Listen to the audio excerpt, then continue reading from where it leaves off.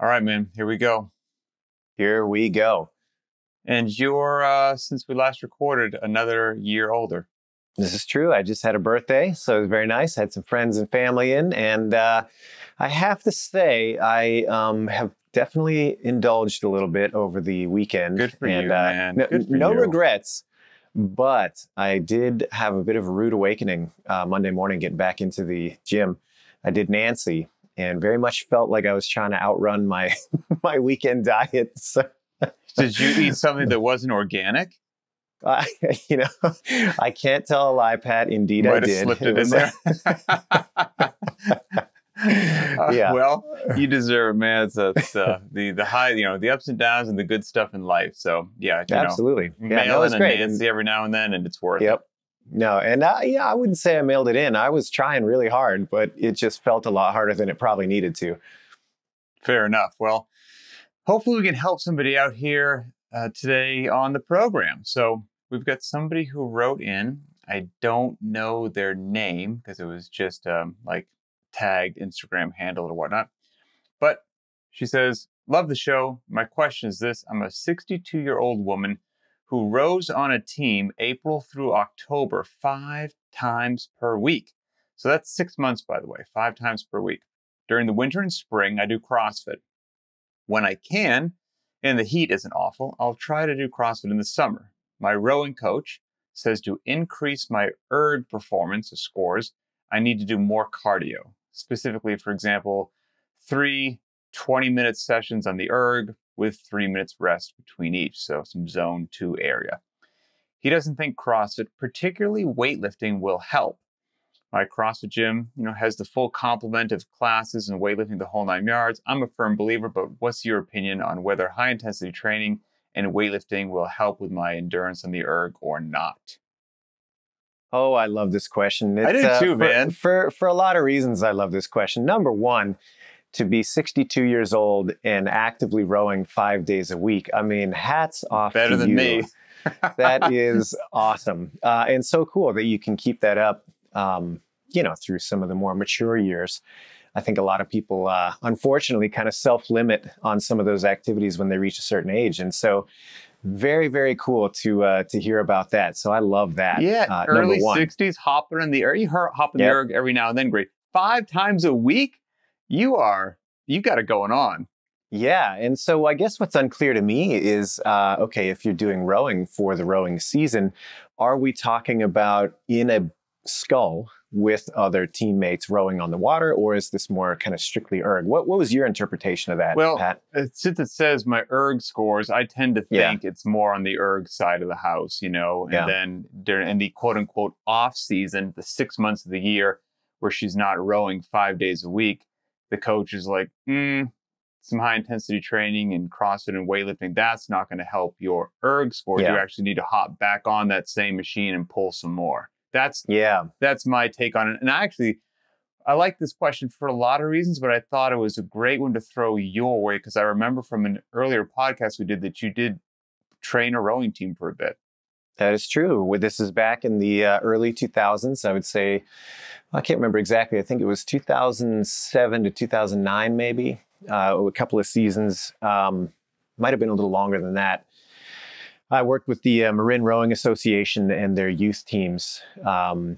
And we were responsible for their dryland training. This was the old San Francisco CrossFit days. So Kelly Starrett and myself went up there a few times a week and worked with the youth teams. And it was really interesting in the sense that we, almost 20 years ago now, came up against the same attitude where you had kids that were in the boat all day, every day in season.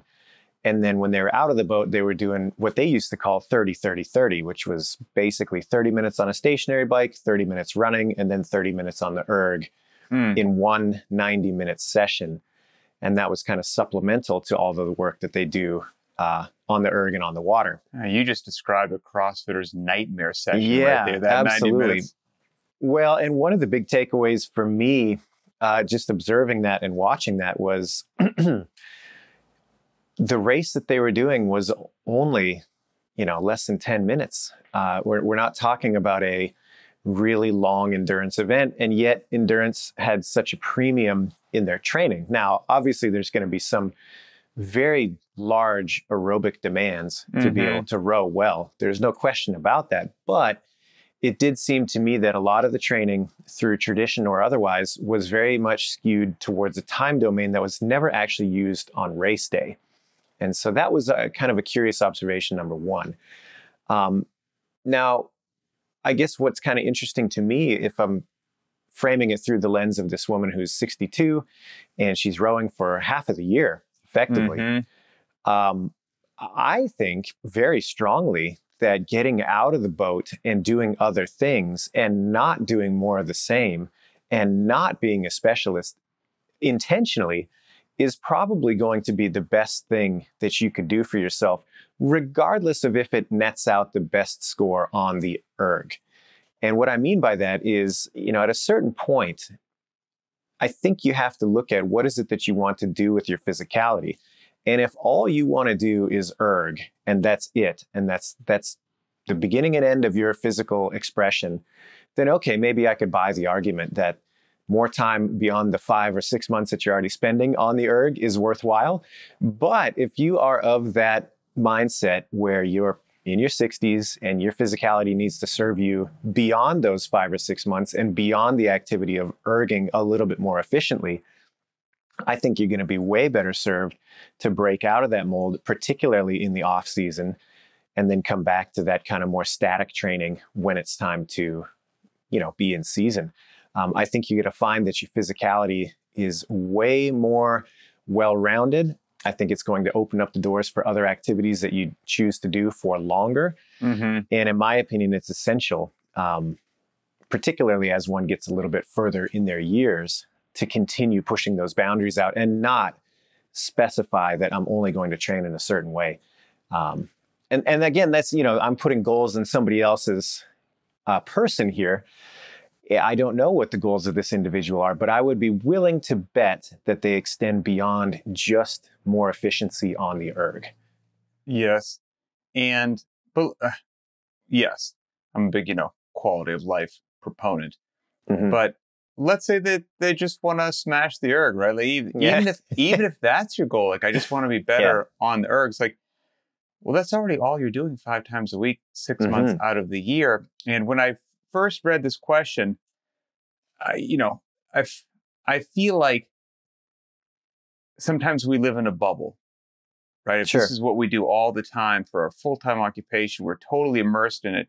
You hear something which you're like, it's, to me anyway, the answer is so obvious. I'm like, this is a fake question. This is not true. Or it's like you said, I expect you to say, this was something I encountered 20 years ago because the strength and conditioning community just maybe didn't understand mixed modality training, high intensity, the benefit of interplay of this just didn't get it. And I'm like, yeah, okay, I gotcha.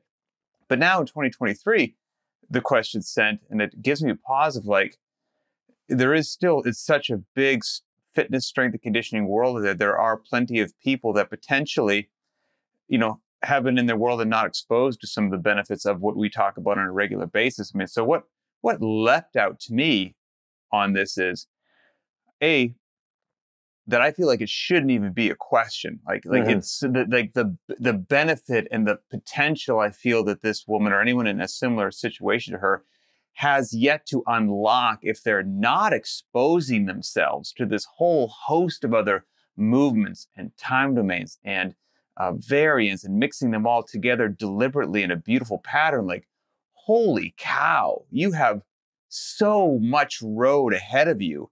It's unbelievable. And when she says weightlifting, I don't know if that's the two words crammed together for the sport of weightlifting and just the Olympic lifts, or is it weightlifting? Like we're lifting weights and doing things like that. But regardless of which it is, it's borderline unimaginable to me if a coach understood what something like the back squat does to the human body, or the deadlift, or the power clean, or whatever it happens to be, from midline to pulling power to explosiveness to posterior chain, to the whole 9 yards, to, your bone density, and says, you know what?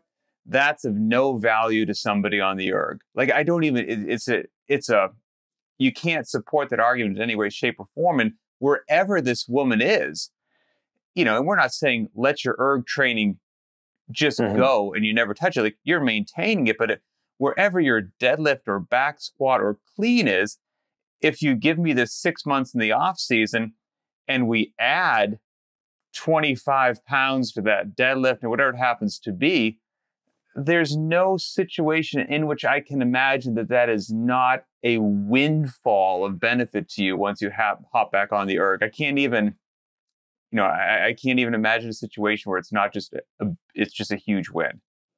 Yeah, and I guess that's what I was driving at a little bit, was this idea where, there's all these important physical qualities to train, and not any single tool is going to address all of them optimally. And it's a really good idea for that reason to get out and kind of spread your wings around other ways of approaching things. Like the erg is a fine tool for a lot of things. I mean, you could do a lot worse than just spending your life getting really good on that thing. You'd be in pretty great shape. Would you also be pretty limited in some other areas and movement patterns and physical qualities that'd probably be important? Yes, absolutely. And so there's no single tool that's like the be all and end all. And exactly like you said, these other physical qualities are going to have a direct relationship to your erg prowess in ways that may not be super evident if all you think about in terms of your training philosophy is specificity. And that's the only thing that matters. You will be missing some things. And that was the other major observation from our time at the Marin Rowing Association, was that, look, they were a championship team when we started working with them. They were very, very good. We could not lay claim to, any sort of, comeback story. We didn't put them on the winning track. They were already a dominant team. Just don't mess them up. Exactly. Yeah. And but one of the observations, again, that was like really powerful was, okay, you have these kids that are very dedicated. They're, many of them kind of coming into their prime. They're super dedicated to what they're doing, super consistent. They're in the boat all the time. But because of that, you would find that the overuse injury, the rate of burnout was relatively high, because like this woman said, from April to October, you're in the boat and that's pretty much all you're doing.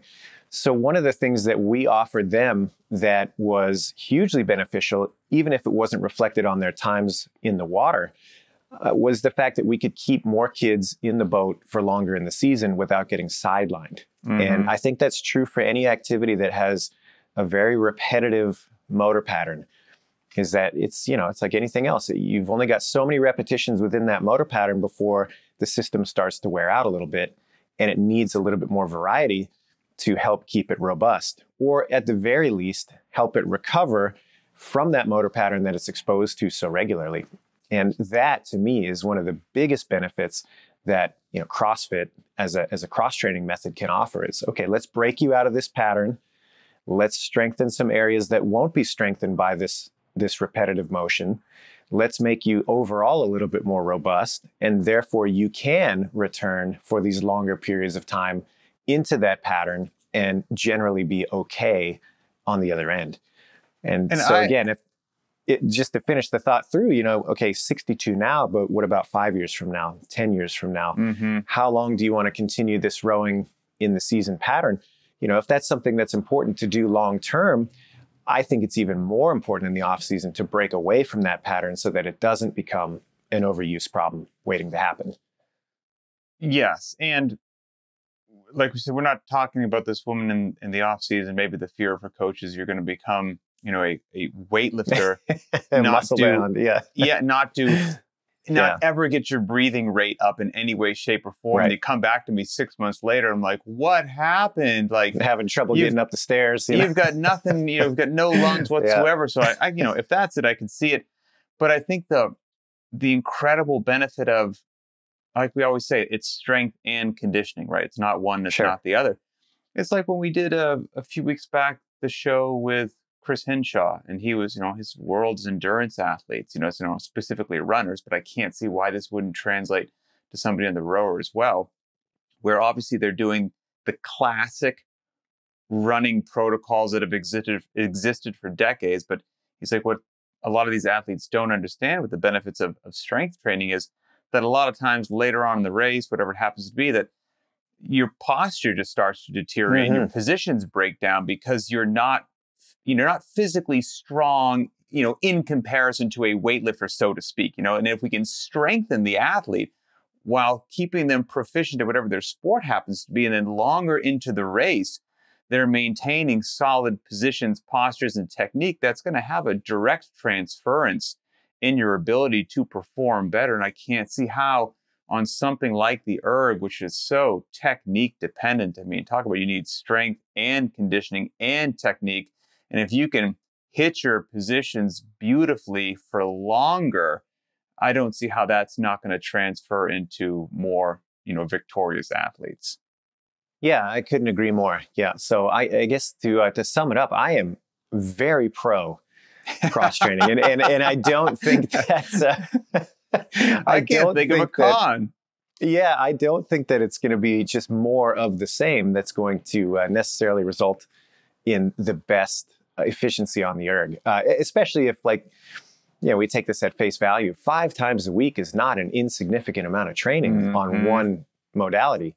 I mean, that's pretty significant no matter what you're doing. So to me, I think that if it's not being handled within that time frame, I would start looking at the program design within that. And that's kind of something else that jumped out at me. It's like, all right, if the expectation is I'm doing anything 5 days a week and the instructor says, okay, but to really do it well, you're going to have to do this plus a bunch of extra homework on top of it. One of the first questions I'm going to have is like, well, why are we doing this 5 days a week then? What is the benefit here if I still have to do more on top of this? That's a pretty extreme endeavor that would require that much focus on a weekly basis, especially if you're not talking about somebody who's, winning Olympic medals and putting food on the dinner table, so to speak, with their winnings. That's a pretty heavy duty commitment. What's funny, sidebar, but somewhat related.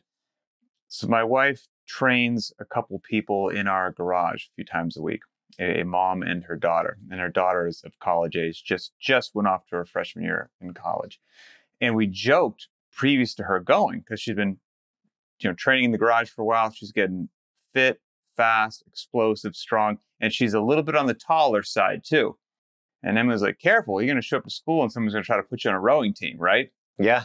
Or and volleyball. Lo and behold, precisely what happened. So the rowing team approached her and they're like, hey, have you ever rowed? And so she got herself on the rowing team now. And we have seen when she comes to our garage, she continues to train every now and then with her mom, the training protocol that they have going on for the rowing team. And now, I know the internet's a kind place, so I'm probably going to just receive all kinds of hate mail for this. How dare Pat, who is never a competitive rower, not a rowing coach, critique rowing programming. But, that's what I do. How dare you? What I do for a living, right? I looked, we saw what they had going on, and all I could think of was, very similar to the question that we addressed today. I was like, I don't know how good this rowing team is at this school, but I feel like they're leaving so much on the table because it was so repetitive and it was not broad, and there were so many incredible foundational beneficial movements like squats, cleans, and deads. They were just noticeably absent from the program. And I was like, is that, is it somewhere else I don't know? She's like, no, we don't do anything like that. I was like, holy cow. I don't know how good you are, but there's money in the bank that no one's cashing in on. And so I think adding these things to this woman's program will be nothing but a good thing. So that would be my closing thoughts right there. Yeah. Couldn't agree more. I think it's worth it. And again, to me, it really just comes down to answering the question, like, what do you want to do with your physicality? And if the answer is all I want to do is row, well, there's your answer. But reading between the lines, I don't think somebody engages with CrossFit half of the year and only wants to do one expression of their fitness. So if that is the case, that you're looking for a little bit more, you want this kind of robust physicality, then absolutely, I don't think there's anything wrong with stepping away from the erg seasonally, knowing that you're going to get that 5-day-a-week dose for half of the year. That's pretty significant. Amen. Well, I hope that helped answer the question. Hopefully this knowledge translates to other people in other domains, because I think there is a lot of carryover there. If you haven't already, check out the cycles that we offer through Varied Not Random. Go to variednotrandom.com. They're all listed there. Pretty proud of them. They're pretty darn cool. Get your first pull-up, your handstand walk. There's barbell stuff. There's the 1.5-mile run program with Henshaw. So check them all out. And as always, if you have thoughts on this topic or for another topic, post them in the comments in the show. Send them to Varied Not Random on Instagram. Find where Boz lives, knocks on his door, and just get a way to get the information in there. So as always, for Adrian Bosman, I'm Pat Sherwood, and we will see you next time.